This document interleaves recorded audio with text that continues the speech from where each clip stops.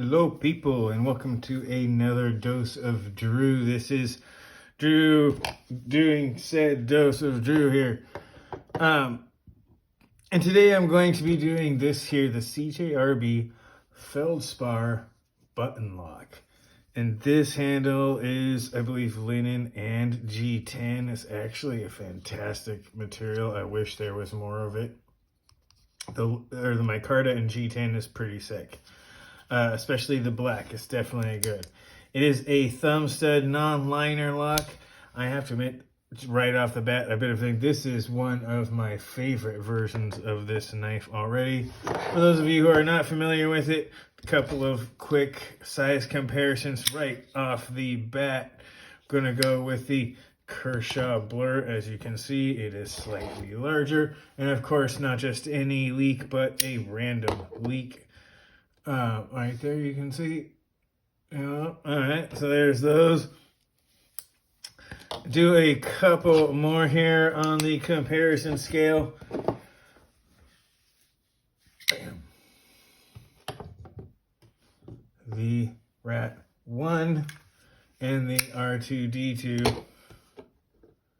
Right there. All right, so you see it's fairly in between those two, a lot closer to the Rat 1 than the Rat 2 on there. Let's see. Couple more here. The Paramilitary 3, and yes, I am avoiding the other one.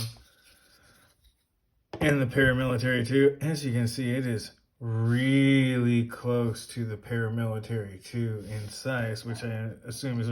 This is the large version. There may be a smaller version. I honestly do not know. I got this one. This is the only one I am aware of. If there is another one, again, I am not aware of it. So yeah, it's real close to the Paramilitary 2 here. And let's see, what else can we do? I'll do the mini grip Tillion here, along with a Benjamin bug out. You can see it's larger than either of those. And then, yes, the comparison that I have been avoiding the entire time because it's just so obvious. Bam! Small Feldspar standard in D2 and micarta. And a D2 version in micarta from Knife Center. And as you can see, it is pretty much exactly the same as the large size other one. The dimensions are all the same. This is, it can take all pretenses away here real quick. This is essentially the same knife, right? It is a button lock version. In fact, the only thing you can really tell from the outside is the button itself, and we'll get to that in a minute. So this is really, in a way, going to be very much a review of a knife that I consider to be a great pocket knife, and one of the best versions yet, with one caveat, and we'll get to that in just a sec.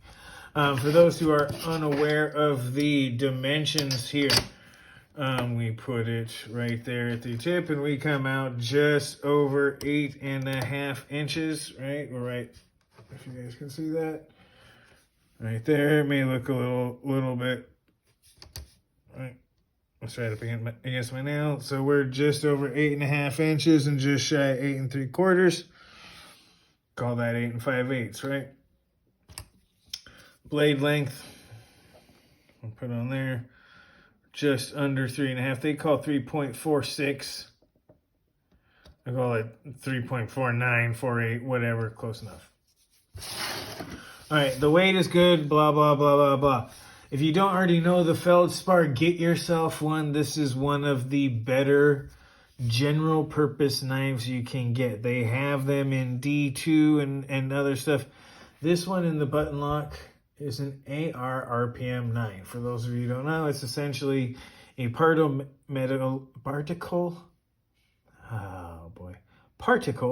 metallurgy version of 9CR18, which is 9CR18 is a good steel. It is very similar to the Chromova steel used by Global Knife Corporation.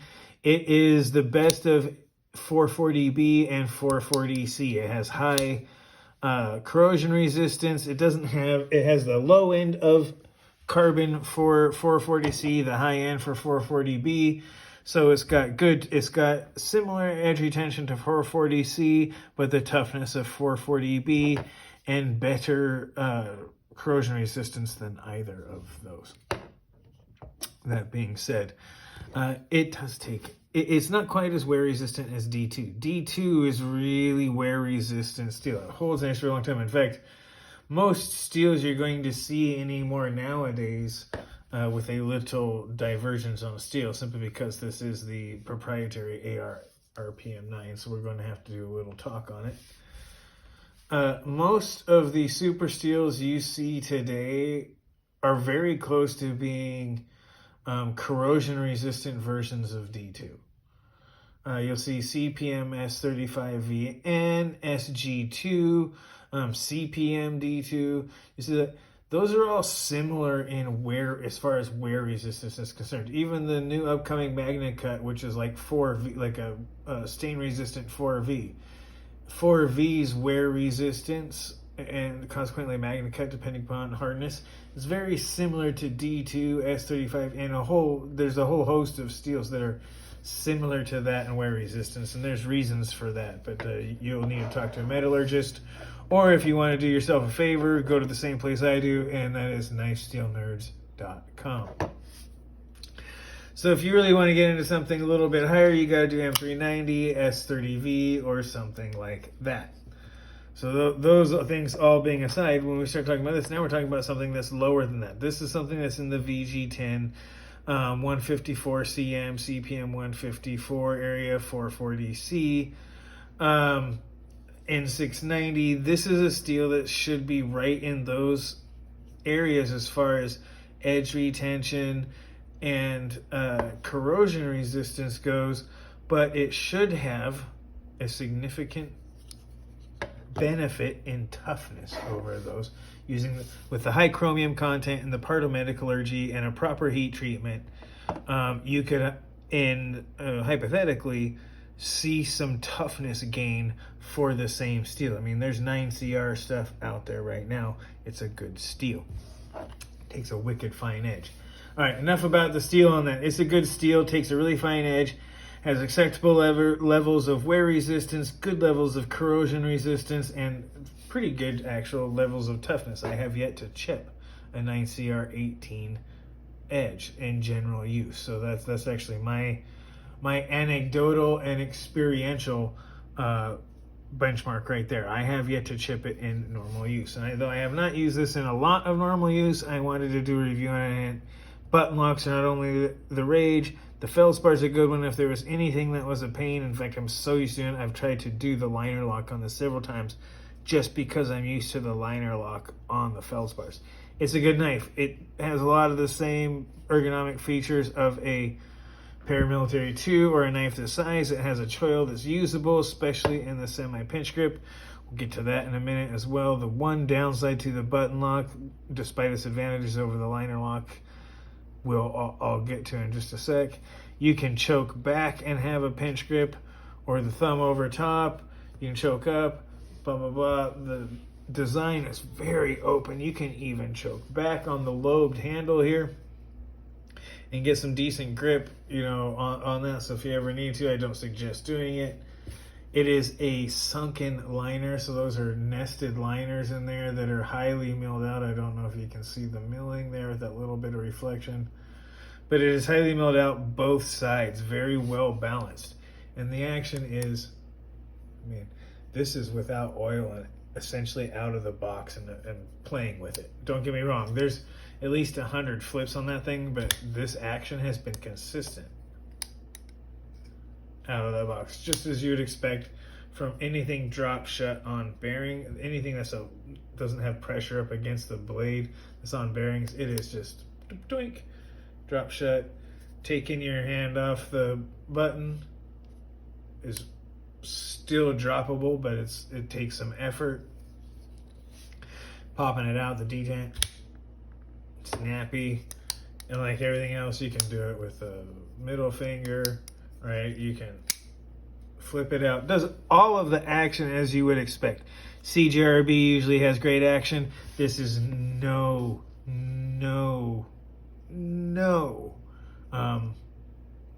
different. And I'm purposely not going out of the design. I'm going into the aesthetics. It looks like a knife. I'll come back to the design for a minute, because the design. Actually, I shouldn't say it. I'll do it in the mechanics. I have not planned this out, you guys. So I'm doing this as we go. The design is great. It's lobed. It's good. It has great design. You look down it, right? You can see the flowing lines. You can see how they go. It maintains lines, you know, up and down. When you put it against, it's got a nice open hand placement area that's very, I don't want to say generic, but it's general in that it's got a nice space for your pinky. It's got a bigger space for your pinky so you can do it. And where you have hard grip its balance point is right behind the pivot, right where your power knuckle is going to be in most cases. So you can derive good leverage from that pivot point right there on that knuckle. The aesthetics, you know, go right with that design here. I think it's a gorgeous knife. There's other ones that heck, you know, we can go straight into the old Para 3, like on the lightweight. Like, yeah, the Para 3 lightweight looks cool, and it's definitely feels better than it looks. It's one of those things that it works better than it looks, and then once you realize how good it works, you start to like the looks. But there's inconveniences to a knife that has that big of a hump, that has all of that stuff that's truly a nod to function over form. Whereas you have something like the Feldspar where you have both form and function. It not only has sleek lines, but it's very but could use probably a little jimping, but you have the thumb studs there to provide a little bit of leverage so that you have a torsional control, as well as in a modified pinch grip where you can pinch right up on those and have really good torsional control with just a little bit of finger wrap. That being said, we're going to get into the mechanics. The action, as I said before, is really, really smooth, but there is one single big problem with this button lock, and it is, well, let me bring a couple others in here. Because every other button lock you'll see has this little thing called a recess. Right? See that? See how these, then the Conspirator. This is the Kaiser original.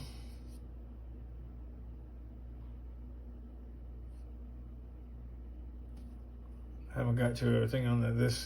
This review is coming soon. Notice the recess in the handle. Conspirator review is out there. This is a fantastic knife. Civivi really got it right. Notice the recess in the handle. There's a slight problem with doing a button lock on a contoured handle like this, and that is the unevenness of there. It should have been recessed, and I'll show you why. I can grab this in a pinch grip of any type with my thumb right there and just grab the knife and break the lock. That is sticking up above that button, sticking up, there you can see it, sticking up above the surface of the handle, and is, in order to make it so that you can disengage it, it has to, because there's no recess in the handle for that button. That's a danger, that you can be using the knife, squeeze it hard, which means you're going to be using it hard, you're going to be applying force, and during the time when you need it to hold up the most, you run the highest risk of that lock failing. This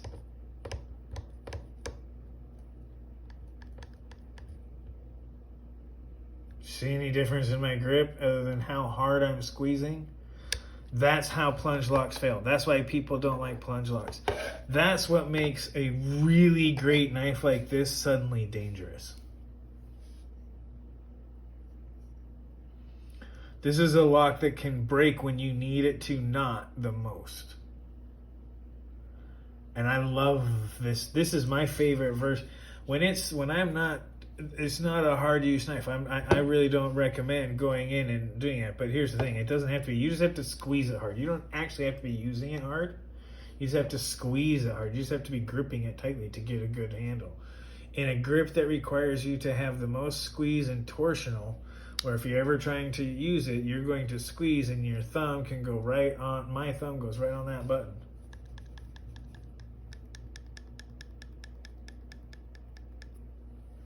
It's not an unusual grip. In fact, it's essentially the pinch grip right on those. And I just roll my thumb in. And I can break the lock. This handle needs a recess. This handle definitely needs a recess.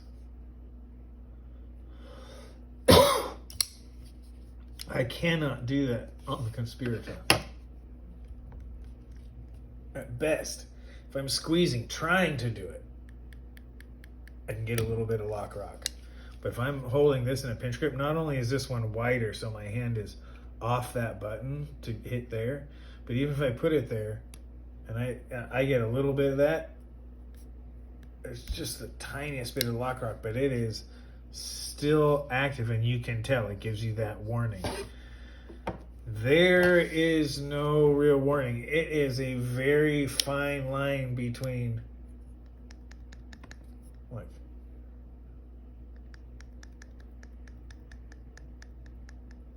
right? So here's my hand. Can you tell the difference?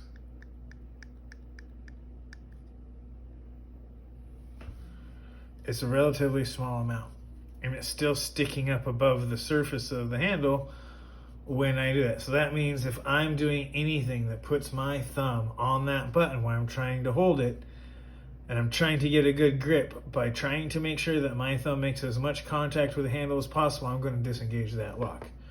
Now you can say, just don't do that, and I absolutely agree. I'm not giving back this knife because of it. What I'm saying is this is a poor execution of the button lock mechanism where everyone else puts a recess in it because of that exact safety reason. And this is a disregard for the safety of the knife, and it makes the button lock mechanism look bad. So that's my one caveat with this AR RPM9 button lock Feldspar.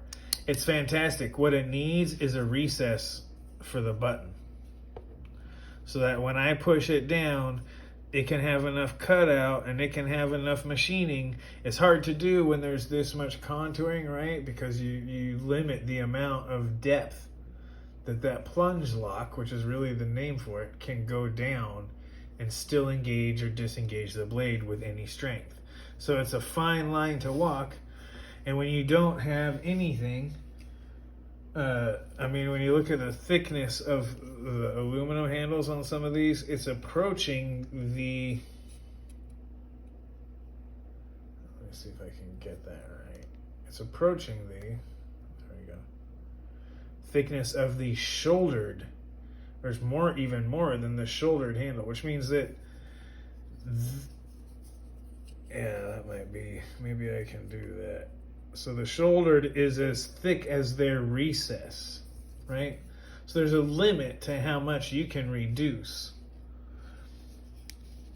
None of the other button locks have recessed liners, right? Unless they're the aluminum and then they're chunky, or they're just solid aluminum in the case of the Malibu or something like that, where you just have solid aluminum handles and they have the mechanisms are all put in there, right? You have these thicker handles. So doing it on here is commendable, but there needs to be some way to provide some sort of recess in the handle so that that can go down a little further, so that when it's pushed just flush with the handle like this, it doesn't break the lock, right? This is essentially the same position that I can put it in when I flip it open, is essentially the same position I can put it in while it's open, right? So I can flip it open, and there's nothing that makes me have to go below the handle in order to do so. Even if it was a partial cutout, right? So that the back end went below, or the end closest to the center, the side closest to the center line went down a little bit, so this side was totally flush. in order to do it, where you had to do a little bit more, or you had to roll your thumb over, where you would have to do a particular position that you knew where that one specific action could do it. This just requires you to put your hand on it and squeeze. Big design flaw, in my opinion. I love the knife. I'm still keeping it. I just got to be really careful because I actually use this grip a lot. I use this one. I'll use this, especially cutting away from me. But if I'm going down, I will often pinch grip. And the fact that it's comfortable on the other ones is when I do a lot. But if you look, putting my thumb and forefinger right there puts my thumb knuckle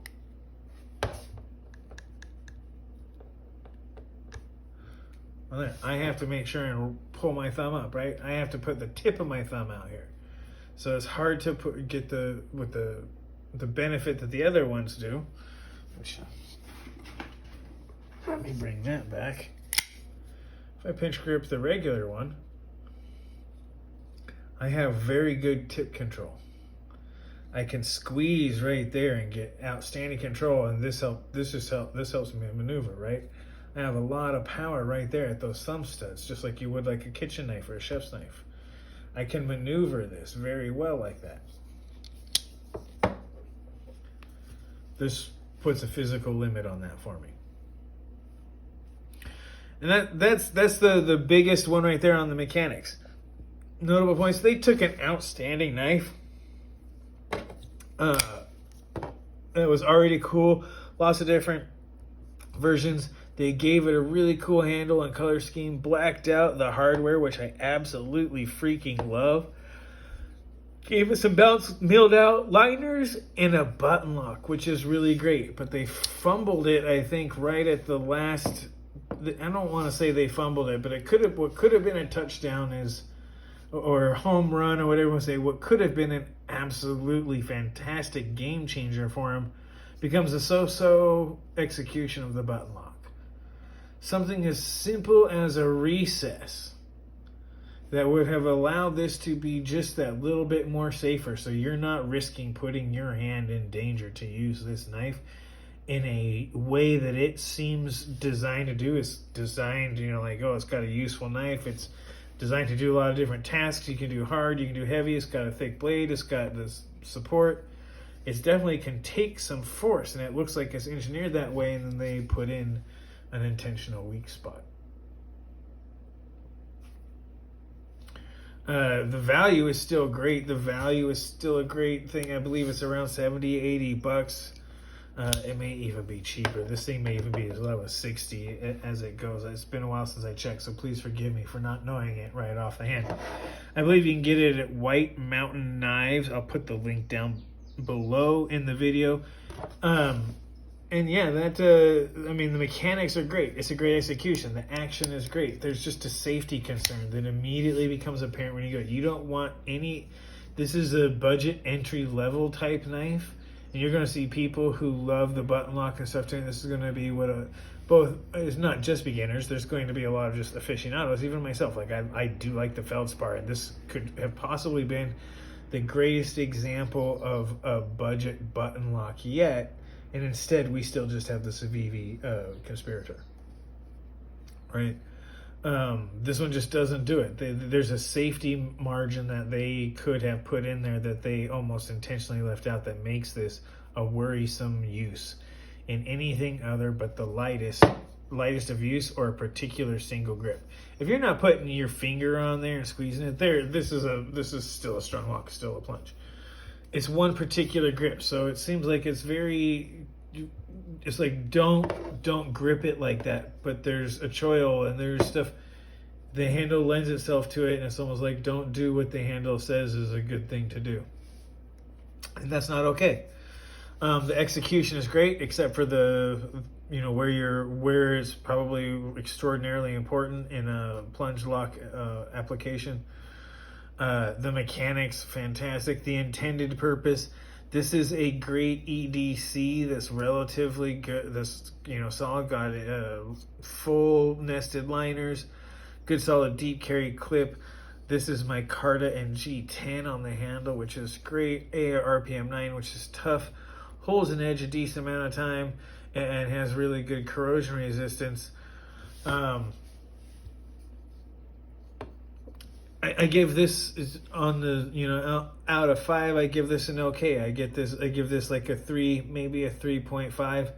Again, you guys, I can't stress enough the fact that when I first grabbed this and I put in there and I tried to move it through some stuff, and I even did the slightest jog back where I squeeze and pull back, and that broke.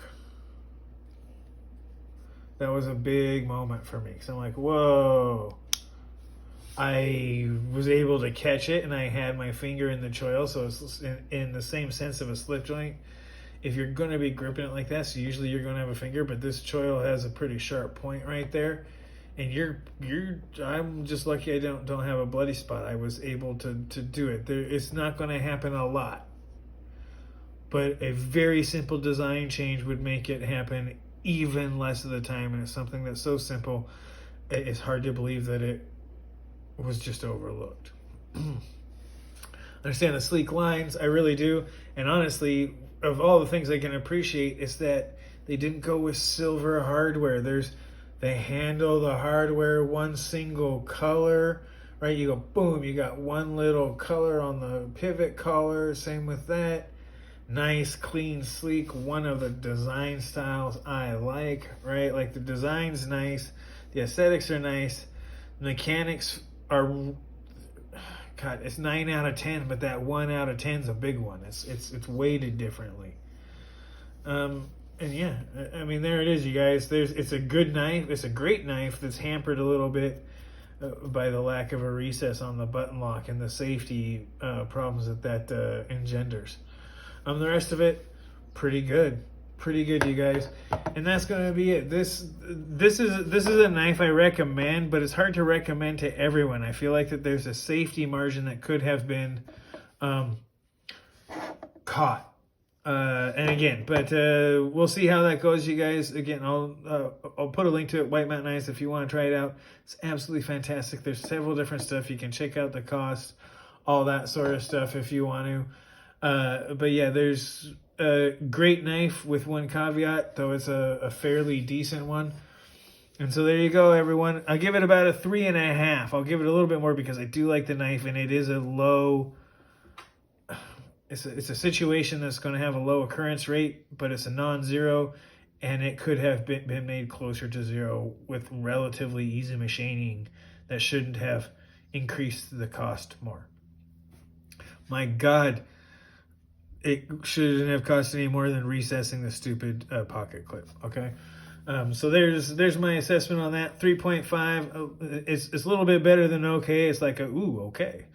But that's about all it makes it to. And again, you guys, this has been a knife review on A Dose of Drew. I am Said Drew. Go ahead and comment as much as you watch it twice. Comment as much as you like. Beware side effects, and don't forget to like and subscribe. This is Said Drew. You guys have a great rest of your day.